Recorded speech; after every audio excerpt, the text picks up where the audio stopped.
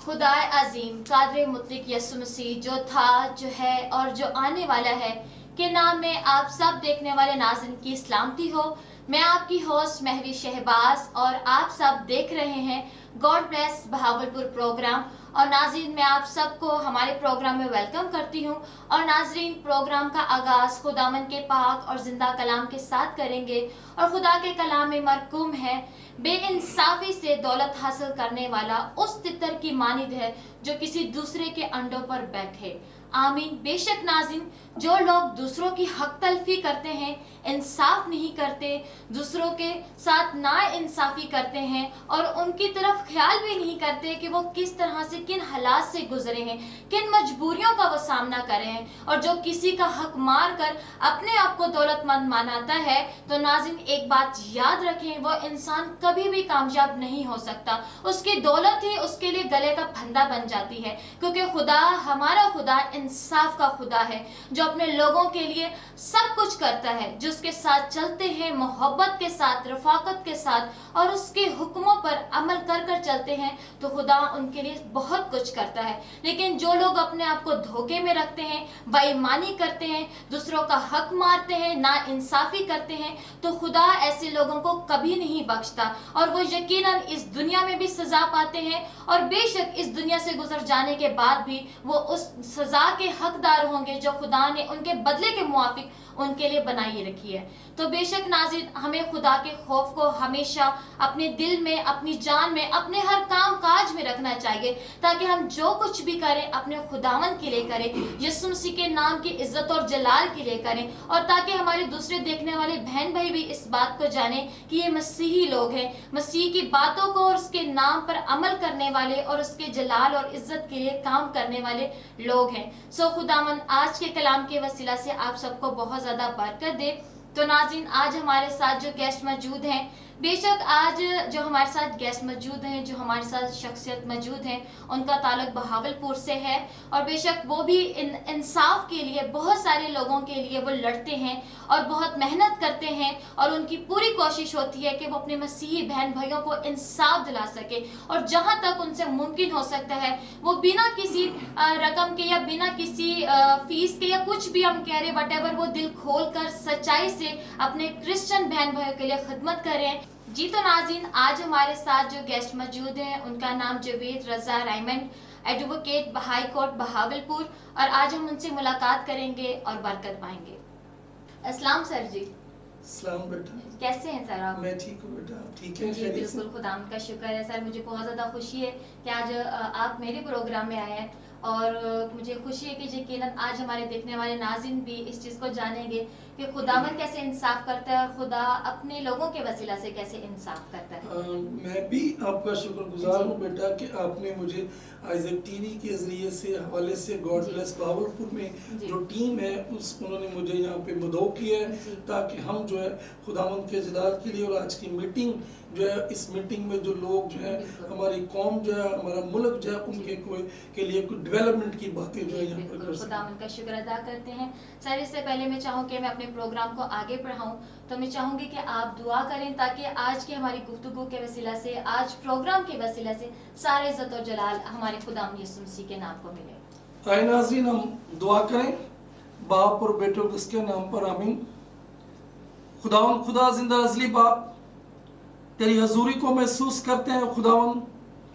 खुदावन, आज की इस मीटिंग में तुझसे दुआ करते हैं कि लफ्ज़ों की तरतीब और जो भी बातचीत यहाँ पर हो खुदावन, वो तेरी ही बदौलत हो, तेरी मर्ज़ी के मुताबिक हो खुदावन खुदा। और ये बातचीत ना सिर्फ हमारी कौम के लिए बल्कि मुल्क पाकिस्तान और दुनिया के लिए जो है वो डेवलपमेंट के लिए हो खुदा खुदा, और तेरी मर्जी पूरी हो और तेरा जलाल ज़हर हो। हम ये मांगते तेरे प्यारे बेटे खुदा यीशु मसीह के वसीला से, आमीन। आमीन। खुदा का शुक्र करें।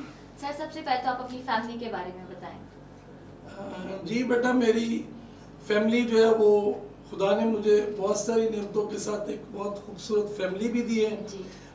मेरी शादी जो थी वो 82 में हो गई थी और 39 इयर्स जो है वो मेरी शादी को हो गए हैं। और मेरी जो मिसेज है वो एक घरेलू खतून है।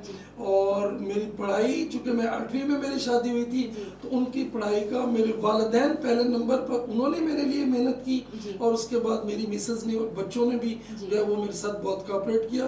2 बेटे हैं मेरे, बड़े बेटे का नाम पास्टर अमजद बाबर है और छोटे बेटे का नाम असाहिल दानिश है, दोनों ग्रेजुएट है। मेरी एक बहू है अनम अमजद बलोच, 2 मेरे पोते हैं और एक मेरी पोती है। जी, खुदावंद का शुक्र करते हैं कि खुदावंद ने आपको इतनी खूबसूरत फैमिली दी है और खुदावंद हमेशा आपकी फैमिली को अपनी पनाह में रखे। सर, अब ये बहुत इंटरेस्टिंग क्वेश्चन है। जैसे कि हम जानते हैं कि बहुत सारे बचपन में जैसे होता है कि हर किसी का एक ड्रीम होता है, कोई बिजनेसमैन बनना चाहता है, कोई इंजीनियर, डॉक्टर, फर्दर और बहुत से प्रोफेशंस हैं। लेकिन आपने वकालत को क्यों चुना? इसके पीछे ऐसा क्या आपकी थिंकिंग थी कि आपने वकालत की तरफ आप रुजू लाए और किस तरह से आप इस फील्ड में आए? बेटा, जिस दौर में मैंने मैट्रिक किया ना जी, उस दौर में ड्रीम्स वाला कोई सिस्टम फैमिलीज में नहीं था। जी, जैसे ही मैंने मैट्रिक किया जी, तो मैट्रिक के बाद थोड़ा सा मुझे सोशल वर्क काम करने का भी शौक था। जी, तो सोशल वर्क के साथ साथ जब मैंने देखा कि हमारे मुल्क के अंदर जो क्रिश्चियन कम्युनिटी है, जो माइनॉरिटीज़ हैं, इनके साथ तो प्रॉब्लम ही बहुत सारे हैं। जी, तो इन प्रॉब्लम्स को देखते हुए तो जब मैं थोड़ा सा और आगे अपग्रेड क्लासेस में गया तो मेरा अदालतों में भी जाने का हुआ, तो मैंने वहाँ पे भी ऑब्जर्व किया कि हमारे मिनॉरिटीज़ के जो है ये बहुत सारे मसाइल्स हैं। तो इस तरह जो है वो ग्रेजुएशन के बाद जो है फिर मैंने जो है वो लॉ की तरफ मेरी दिलचस्पी ज़्यादा बढ़ती गई कि इस प्रोफेशन में रहकर खुदा की मर्जी के मुताबिक मैं अपने कौम की और अपने मुल्क की ज़्यादा खिदमत दे सकूं। जी, जी, बिल्कुल, खुदा का शुक्र करते हैं। तो सर, मजीद अभी आपने और भी वकालत की है, यकीनन आपका एक्सपीरियंस लेवल है, तो इस फील्ड में आपने सबसे ज़्यादा किन केसेस को फेस किया है? बेटा, मेरी प्रैक्टिस को 30 इयर्स जो है वो हो गए। 30 इयर्स से मैं बावलपुर, बल्कि पाकिस्तान की मुख्तलिफ कोर्ट्स में, मुझे हाई कोर्ट्स में, सेशंस कोर्ट में मैंने बहुत सारे केसेस किए हैं और काफ़ी जो केसेस हैं वो मैंने मतलब जो फोर्सेबली कन्वर्शन के जो हमारे केसेस होते हैं उसमें भी मैंने मतलब जाके मतलब फाइट किए हैं केसेस को। और जो हमारे ब्लास्फेमी के केसेस हैं उन पे भी मैंने बहुत से केसेस जो है वो मैंने फाइट किए हैं। तो जो भी खुदा, मुझे नहीं पता होता कि मैंने कौन सा केस करना है, जो खुदा मुझे हदायत देता है या लोग मुझे बुलाते हैं, जो कौमी काम होता है या कौमी लेवल पे केस होता है। जिस तरह अभी कुछ दिन पहले आपने देखा होगा कि आरजू राजा का केस कराची में हुआ था, तो मैं और मेरी पूरी फैमिली जो थे हम वहाँ पे इस कॉज के अंदर वहाँ पर खड़े हुए थे लोगों के साथ। तो मेरे ज्यादा केसेस जो हैं वो नेशंस के बारे में ही हैं। जी, बिल्कुल सर, मैं इसी टॉपिक से मैं रिलेटेड जो आजकल के हमारे माशरे में हमारे नौजवान बेटे और बेटियां, उनके साथ बहुत सारी नाइंसाफ़ी हो रही है और स्पेशली आई थिंक सो या फैमिली का कुछ है या हमारी सोसाइटी में ऐसी गड़बड़ है जिसकी वजह से हमारे नौजवान बेटे और बेटियों को सेंस नहीं है कि बहुत सारे लोग या उन्हें मुस्लिम कर लेते हैं या फिर मिसयूज़ करते हैं। तो आप इस बारे में कोई थोड़ी रोशनी डालें कि क्या बात है या क्या वजह है? बेटा, मैं इसमें अपना विजन बयान कर सकता हूँ। ये जो क्वेश्चन आपने किए हैं ना, आपकी बात बिल्कुल ठीक है कि हमारे बच्चियों बेटियों को जो है वो मिसगाइड किया जाता है। जिस तरह मतलब बहुत सारी मतलब हमारी बेटियों को जो है वो ज़बरदस्ती जो है वो मुस्लिम इस्लाम कबूल कराकर जो है उनके साथ निकाह कर दिया जाता है। तो इसके लिए बाकायदा कानून साजी भी है, लेकिन इतनी नहीं है। तो मैं इस पे अपना विजन देना चाहता हूँ आज मैं नाजरीन को, पूरी कौम को, और जो हमारे फॉरेन्स हैं, मैं हमारे मतलब जो मैं मतलब हमारे साथ अटैच होते हैं, मैं उनको एक मैसेज देना चाहता हूँ कि ये प्रॉब्लम हमारे ख़त्म होने वाले नहीं है। हमें इनका इलाज ढूंढना है, हमें इन प्रॉब्लम्स का बेटा इलाज ढूंढना है। और इलाज ये है कि हमने जो है आने वाले 2023 के इलेक्शन के अंदर 2023 के इलेक्शन के अंदर हमने जो जनरल सीटें जहां पर हमारे मिनॉरिटी कम्युनिटी के वोट ज्यादा है, वोट बैंक ज्यादा है, वहां पर हमने अपने जाती इख्तिलाफात को भुलाकर अपने एक एमपी और एमएनए के कैंडिडेट को लाना है। ना सिर्फ उसको हमने लाना है बल्कि उसको जतवा कर असेंबली हाल में पहुंचाना है। जब तक हमारे नुमाइंदे, जब तक हमारे एमपीज एमएनएस जो है वो असेंबली हाल में नहीं जाते, उस वक्त तक हम अपनी क्रिश्चियनिटी की जो कानून साजी राइट्स को पूरा नहीं कर सकते। हम कानून साजी की हो ही नहीं सकती है। क्योंकि रिसेंटली डेज में भी बात अगर कौमी असम्बली में शोशे पर इस चीज़ पे डिस्कस तो किया जाता है, लेकिन आई थिंक जो अभी तक अब देखा गया है कि यहाँ पर उन्हें वो ना इंसाफ मिलता है, ना उस चीज़ का हल निकाला जाता है, और वो केसेस अगर उठाए भी जाते हैं तो वो वहीं के वहीं रह जाते हैं, उनको एक शक्ल नहीं मिलती जैसे कि नेक्स्ट टाइम पे अगर हमारे क्रिश्चियंस बेटे और बेटियां या हमारी फैमिली सेटिस्फाइड हो सके कि हाँ हमारी राइट्स के लिए भी कुछ बोला जा रहा है और उस चीज़ को किसी मकसद तक पहुँचाया जा रहा है। बिल्कुल बेटा, ये बात ठीक है। हमारे मुल्क के अंदर मिनॉरिटीज के जो लोग हैं, लीडरशिप है, ये असल में आज आपको हकीकती बात करूंगा, हमारे अंदर लीडरशिप जो है उसको एक्सेप्ट करने का मादा नहीं है, हमारी कोऑर्डिनेशन नहीं है। हमारे बुकला की एक तंजीम है क्लैप, तो क्लैप के अंदर भी जो है वो कोऑर्डिनेशन और वो नहीं है, डिसिप्लिन नहीं है। तो ये जब तक हमारे लॉयर्स जो कम्युनिटी है और हमारे जो लीडरशिप है ये इकट्ठी कहीं नहीं होती मुल्क के अंदर, तो सोचो विचार नहीं करते, उस वक्त हम अपनी क्रिश्चियन कम्युनिटी के लिए जो है वो लेजिस्लेशन नहीं कर सकते। तो आई थिंक सो अगर हमारे लीडर सारे इकट्ठे हो जाए तो आई थिंक सो ये पावरफुल एक चीज बन सकती है और वो अपने कौम के लिए बहुत बड़ा काम कर सकते हैं। तो सर ये आपने बहुत ही अच्छी बात की कि हमारी लीडरशिप कमजोर है और उसका स्ट्रांग होना बहुत ज्यादा जरूरी है। तो इसके अलावा सर मैं अब इस चीज़ पे आपने बताया, तो आप हमारे थोड़े से, मैं चाहूंगी कि हमारे देखने वाले जो नाज़रीन हैं, बहावलपुर के जो लोग हैं, बेटे और बेटियां, आप उन्हें क्या मैसेज देना चाहेंगे? क्योंकि आप बेसिक आप जानते हैं, आपने नस्लों को देखा है, आप उन्हें जानते हैं, परखते हैं, तो मैं चाहूंगी कि आज आप अपने विजन के, अपने व्यू से आप हमारे देखने वाले नाज़रीन के साथ जरूर शेयर करें। बिल्कुल, मैं बेटियों को और बेटों को, जो नौजवान हैं, उनको मैं पैगाम देना चाहूँगा कि जो बेटियां हैं ये भी जो है अपना किरदार अदा करें। किरदार से मुराद मेरा ये है कि जो हमारा जो है वो सोशल एक्टिविटीज़ के अंदर जो है वो काम करें बेटियां भी हमारी, और इसके अंदर जो है हमारे जो चर्चेस मुख्तलिफ जो है, जो डिनोमिनेशंस हैं, ये भी पॉलिटिक्स के अंदर काम करें, नौजवानों को उसमें इंटर करें, उसके अंदर लाएं और एजुकेशन की तरफ लेके। एजुकेशन आने के बाद मैं अपना विजन बता रहा हूँ बेटा, और मेरा जो विजन है वो ये है कि हमें अपने बच्चों को पढ़ाने के बाद जॉब्स पे नहीं लेके जाना, नौकरियों की तरफ नहीं जाना, इनको बचपन से या बिजनेसमैन बनाने की कोशिश करें, इनको मतलब इस तरफ जाएंगे। जब तक कोई भी कौम बेटा, कोई भी कौम जब तक फिनांस में डेवलप नहीं होती, जब तक फाइनेंशियली सब मजबूत नहीं होती है, वो कौम कभी तरक्की नहीं कर सकती। आप देखें कितने प्रॉब्लम्स रोज के आते हैं, हर रोज फोर्सिबल कन्वर्शंस के केसेस आ रहे हैं, और उसके बाद बहुत सारे जो है वो चर्चेस का भी मैटर्स आपने देखा हुआ है। तो ये प्रॉब्लम्स का भी सलूशन साथ साथ कौम करे, लेकिन उसके साथ साथ जो है अपना वो इलाज भी करें, डेवलप भी हों। अक्सर कहते हैं कि हमने सोशल वेलफेयर का काम किया, नहीं, डेवलपमेंट करें।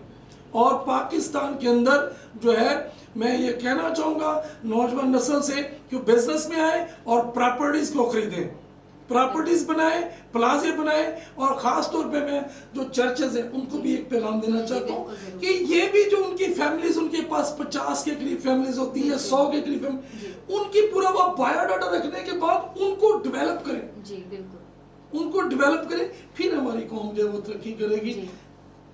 जी बिल्कुल, बेशक नाज़रीन ऐसा ही है, क्योंकि जब हमारे अंदर डेवलपमेंट नहीं होगी, हमारे अंदर कम्युनिकेशन नहीं होगी, हमारे अंदर इत्तेफाक नहीं होगा, तो मैं समझती हूँ कि कोई भी चीज़ आप उसको बिल्ड नहीं कर सकते, आगे बढ़ा नहीं सकते।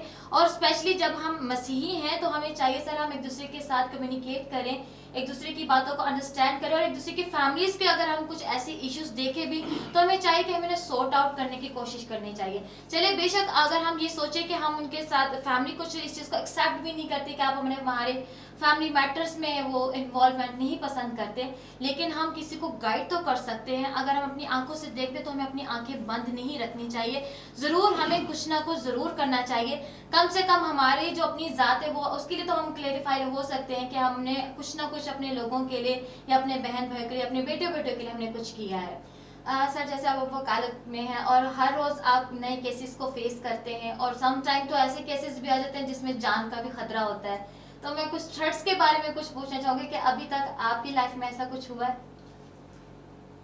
बेटा सुबह जब मैं घर से निकलता हूँ, जी ये मेरी आप टेस्टिमनी भी समझ लें, जी तो एक ही दुआ करता हूँ, जी खुदावन मैं नहीं तेरी रूह काम करे। जी बिल्कुल बेशक। और अक्सर ऐसा हुआ है मेरे साथ, मैं केस की तैयारी करके कुछ और जाता हूँ, जी गॉड मुझसे वहाँ कुछ और बुलवा रहा सही। होता है और रिजल्ट सक्सेसफुल होता है। बिल्कुल और जहाँ तक बेटा आपने थ्रेट की बात की, तो जी। ये फील्ड ही ऐसा है। जी। अभी ये मैंने पहले बताया कि मैंने बहुत सारे केसेस किए हैं, फोर्सिबली कन्वर्शन पे भी जी। किए हैं और ब्लास्फेमी पे भी किए जी। हैं। तो एक दफ़ा ऐसा भी चांस आया है जी। कि हमारे जो फैमिली, मेरी जो फैमिली है, जी। हम सर जोड़ के बैठ गए और हमें यहाँ तक उसमें ऑफर आ गई कि आप इस मुल्क को, थ्रेट भी आई जी। और ऑफर भी थी कि आप यहाँ से चले जी। जाएं। लेकिन मैंने कहा मैं पाकिस्तान को नहीं छोड़ता। सही।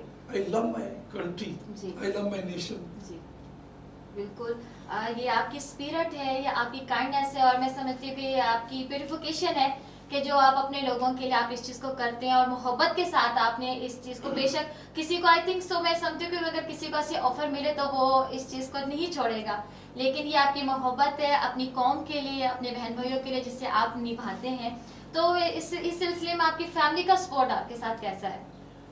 फैमिली मेरी मेरे साथ बहुत कोऑपरेटिव जी। है। हम कोई इस तरह के मैटर्स जब भी आते हैं हमारे पास, तो हम फिर, मेरे बच्चे और बहू जो हम ग्रेजुएट हैं, जी। तो हम बैठ के उस पर मशावरत करते जी। हैं और वो मुझे सपोर्ट करते हैं। अक्सर बीच में इख्तलाफ भी आता है, लेकिन फिर वो हालात देखते हैं कि कौन सी बात सपोर्टिव रहेगी फैमिली के लिए, फिर उसमें हम करते हैं। That's great. ये बहुत अच्छी बात है, क्योंकि अगर हमें फैमिली सपोर्ट ना हो तो आई थिंक सो कोई भी इंसान बड़े से बड़ी पोस्ट पर भी पहुंच जाए तो वो अपनी फैमिली की वजह से बहुत ज़्यादा डिस्टर्ब भी होता है और वीक भी हो जाता है। लेकिन ये खुदावन का फजल है कि खुदावन ने आपको अच्छी फैमिली दी है जो सपोर्ट भी करती है और आपके साथ डिस्कस करती है, ये तो और ज़्यादा अच्छी बात है।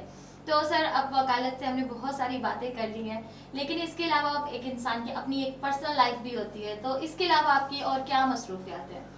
वकालत पे तो आपने ठीक कहा, बहुत सारी बातें हो गई हैं, लेकिन मैं यहाँ पर अपना एक ड्रीम पेश करना चाहता हूँ। जी। मेरा ये ड्रीम है कि खुदावंद मुझे जल्द जो है वो मेरा लाइसेंस सुप्रीम कोर्ट का आने वाला है। जी।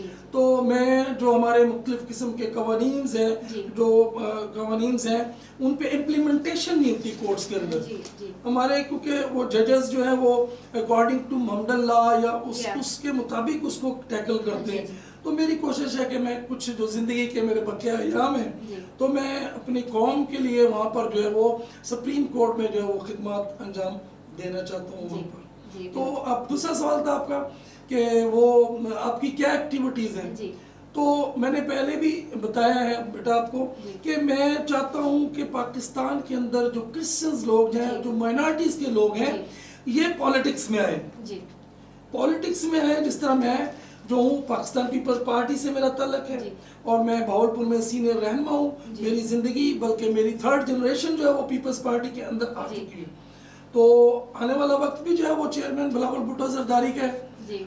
और हमारी दुआ भी है कि वो आए, क्योंकि बिलावल भुट्टो जो जी। है वो एक ऐसे ख़ानदान से है, शहीद जुल्फ़िकार अली भुट्टो का नवासा है, जी। बीबी शहीद का वो बेटा है जी। और एक फैमिली जो है उनका जी। एक सेटअप है। जी। और वो अब आप इस बात को मैं इस तरह एक्सप्लेन करना चाहूँगा कि एक घर में अगर एक शख्स पढ़ा लिखा हो जी। तो वो अपने घर की वकालत अच्छी तरह बाहर कर सके। जी। चेयरमैन बिलावल भुट्टो जरदारी जो है एक सियासी ख़ानदान से हैं और इनको शहीदों के ख़ानदान के ये वारिस हैं। और इसकी मैं इस तरह से एक्सप्लेन करूँगा कि एक जो ख़ानदान में एक पढ़ा लिखा शख्स हो तो वो अपने घर की अच्छी नुमाइंदगी कर सकते हैं। तो चेयरमैन बिलावल भुट्टो जरदारी भी एक क्वालिफाइड सियासतदान है और ये हमारे मुल्क पाकिस्तान की नुमाइंदगी जो है वो बाहर के मुल्कों में अच्छी तरह कर सकता है। इस तरह हमारा मुल्क जो है वो डेवलप हो सकता है। जी बिल्कुल, हम खुदावंद का शुक्र करते हैं और इन ख्वाहिशात के लिए भी हम खुदावंद से दुआ करते हैं कि खुदा आने वाले वक्तों में सब कुछ अच्छा करे, क्योंकि खुदा के कलाम में लिखा है कि हुकूमतें खुदावंद की तरफ से हैं। तो बेशक जो खुदा का असली इरादा होता है, खुदा अपने कौम के लिए अच्छे सरबराह हमें दे, हम अच्छे लीडर्स दे, ताकि हमारा मुल्क जो है, हमारा प्यारा पाकिस्तान तरक्की पाए और जो भी प्रॉब्लम्स है, जो कुछ भी है, खुदा उन चीज़ों को क्लियर करे। तो सर, अभी आपने बहुत अच्छा लगा आपसे बातचीत करके। तो अब मैं आपसे ये पूछना चाहूँगी कि आप आईजी टीवी तो ज़रूर देखते होंगे। बिल्कुल, मैं जी। टीवी देखता हूँ। जी जी, तो मैं पूछना चाहूंगी कि आज एक टीवी का आपका कोई फेवरेट प्रोग्राम जिसे आप बहुत इंटरेस्ट लेवल के साथ आप देखते भी हो और उससे आपको ब्लेसिंग भी मिलती हो? आइजैक टीवी का प्रोग्राम जो गवाहियाँ होती हैं, जी पहले तो मैं आइजैक टीवी के बारे में बताना चाहूँगा ये कि जब से ये अनवर फजल साहब ने जी आइजैक टीवी को स्टार्ट किया है, जी लोग हमसे पहले पूछते थे कि आप प्रेयर किस तरह करते हैं। जी तो वो अब जी उस उनके टीवी आने के बाद बिल्कुल गांव गांव करिया करिया शहर शहर, बल्कि पाकिस्तान में नहीं बल्कि इंटरनेशनल लेवल पर भी जो है वो जी इसका मतलब नशरियत जाती है। जी जी तो ऐसी जगहों पर क्रिश्चियनिटी का इस आइजैक टीवी की वजह से जो है वो पैगाम गया जी, है, बिल्कुल। और मतलब अब लोग ये कहते जी। हैं कि आप हमारे लिए दुआ करें। दुआ करवाएं, बिल्कुल। बेशक नाज़रीन, आइजैक टीवी के वसीला से इस वक्त खुदा का कलाम पूरी दुनिया में फैल चुका है और खुदा की मोहब्बत का पैगाम इस वक्त पूरी दुनिया में जा चुका है, और ये सब कुछ मुमकिन हो पाया है आइजैक टीवी के वसीला से और खुदा के बाबरकत खादिम पास्टर अनवर फजल की वजह से। खुदावन उन्हें बहुत ज़्यादा बरकत दे, क्योंकि उनके वसीला से ही ये सब कुछ है, और हम खुदावन की शुक्रगुजारी करते हैं कि खुदावन ने हमें बहुत अच्छे मसीही लीडर हमें दिए हैं। बेटा, आपने ये भी पूछा था कि आप कौन कौन से आइजैक टीवी के प्रोग्राम देखते हैं। जी। तो इंसाफ का खुदा जी। और विनिंग सोल जो है उसमें बहुत सी पर्सनालिटीज आती हैं, जी, जी, तो ये मुझे बहुत पसंद जी। है। और खुदा जो है वो आइजैक टीवी को जी। और खुदा के बरकत खादम जो जी। पास्टर अनवर फजल साहब हैं जी। उनको और उनकी सारी टीम को बिल्कुल। और बरकत से नवाजें। जी बिल्कुल, खुदावंद का हम शुक्रिया अदा करते हैं। तो इस टाइम पे, लाइफ के इस टाइम पे आकर आपका क्या एम है जो आप अपनी कौम के लिए या अपने लिए या किसी के लिए आप अपनी जिंदगी में रखते हैं? बड़ा अच्छा क्वेश्चन है बेटा आपका। जी मैंने पहले बताया कि मैं चाहता हूँ कि मैं सुप्रीम कोर्ट में जी। जो है वो अपनी बाकी ज़िंदगी जो है वो गुजारूं, लेकिन इंसान तो सिर्फ ख्वाहिश ही कर सकता है। जी बिल्कुल। इंसान तो सिर्फ अरादे बांध सकता है, जी पूरा तो खुदा की ज़ात ने करना है। मेरा बिल्कुल। और भी एक स्ट्रॉन्ग डिटर्मिनेशन है, जी मैं नाज़रीन को बताना चाहूँगा। जी। स्ट्रॉन्ग डिटर्मिनेशन है, जी क्योंकि मैं पॉलिटिक्स में हूँ, पाकिस्तान पीपल्स पार्टी में, और दिन रात हम तगोदो भी कर रहे हैं कि हमारी पाकिस्तान पीपल्स पार्टी की हुकूमत है। और अगर खुदा ने चाहा, if the God want to take some work yes for the Christian community from me, तो वो मुझे असेंबली हॉल में ज़रूर भेजेगा, और वहाँ पर जाकर मैं, जो मैंने पहले बताया कि 2023 में भी मैं कोशिश कर रहा हूँ कि जो कॉन्स्टिट्यूएंसीज हैं जहाँ पे माइनॉरिटीज के वोट है वहाँ जाऊँ, अपना टाइम निकाल कर वकालत के लाऊँ और वहाँ पर नुमाइंदे खड़े करूँ। और नुमाइंदे खड़े करने के बाद हमारी जब 10-15 सीटें नेशनल असेंबली होंगी, जी तो फिर जो है हम पूरी इस मुल्क के अंदर माइनॉरिटीज के लिए, क्रिश्चियनिटी के लिए जो है वो डेवलपमेंट ला सकते हैं। तो ये मेरा एम है। जी बिल्कुल, हालेलुया, आमीन। और मेरी दुआ है कि खुदावन आपके इस खूबसूरत एम को जल्द से जल्द पूरा करे, और इस ख्वाहिश को जो आप अपने दिल में रखते हैं, स्पेशली क्योंकि मैं इस चीज़ में ये ख्वाहिश देखी कि वो आपकी नहीं है, आप ये ख्वाहिश दूसरों के लिए रख रहे हैं, वो अपने मसीही बहन भाइयों के लिए।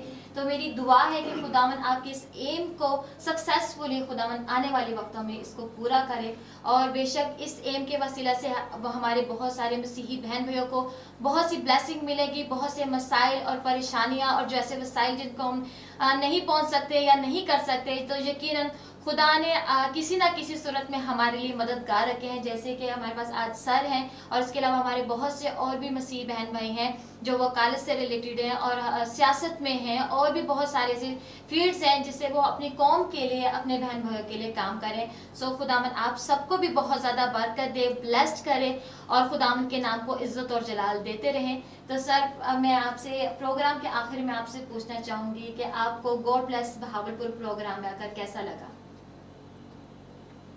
गॉड ब्लेस बहावलपुर, मुझे बहुत ही अच्छा लगा। मैं जैसे ही यहाँ पे पहुँचा तो मैं इस टीम की एक्टिविटीज़ को मैंने देखा, तो मैं बड़ा खुश भी हुआ और हैरान भी हुआ कि गॉड ब्लेस बहावलपुर इतने दूर दराज एरियाज में जो है वो डोर टू डोर काम कर रही है, और क्रिश्चियनिटी की प्रीचिंग के लिए दिन और रात एक किया हुआ है। God bless Bahawalpur, God bless Isaac TV. जी। God bless Pakistan. जी, खुदाम का शुक्र हो, ऑल बेस्ट हो, क्योंकि खुदावन हर एक चीज़ को अच्छा करने वाला है। और sir thank you so much, मैं दिल से आपकी मशकूर हूँ। थैंक यू सो मच कि आपने अपना टाइम दिया और आपने अपनी टेस्टमनी को, अपने एम को, अपनी खिदमत को जो आप अपनी क्रिश्चियन कम्युनिटी के लिए आप कर रहे हैं, तो मुझे बहुत ज़्यादा खुशी हुई है। और यकीनन मेरे देखने वाले नाज़रीन ने भी आज आपकी इन ब्लेसिंग से, आपकी खिदमत से यकीनन बरकत पाई होगी। मैंने भी बरकत पाई और मेरी दुआ है कि खुदावन आपको बहुत ज़्यादा ब्लेस्ड करे, बरकत दे, उम्र की दराजी दे और खुदावन आपको और आपकी फैमिली को हमेशा अपनी पनाह और अपनी हिफाजत में रखे। Thank you so much sir. बहुत शुक्रिया। God bless you. जी जी, थैंक यू सो मच। जी तो नाज़रीन, इसी के साथ हमारे प्रोग्राम का वक्त ख़त्म होता है। फिर मिलेंगे नए प्रोग्राम में नए गेस्ट के साथ और खुदावंद की जिंदा कलाम के साथ। तब तक अपना बहुत ज़्यादा ख्याल रखिएगा और देखते रहेगा आइज़िक टीवी और गॉड ब्लेस भावलपुर प्रोग्राम। अब अपनी होस्ट महवी शहबाज को इजाज़त दें with cameraman Aftab Gill. God bless Isaac TV, God bless Bahawalpur, God bless Pakistan. Pakistan जिंदाबाद।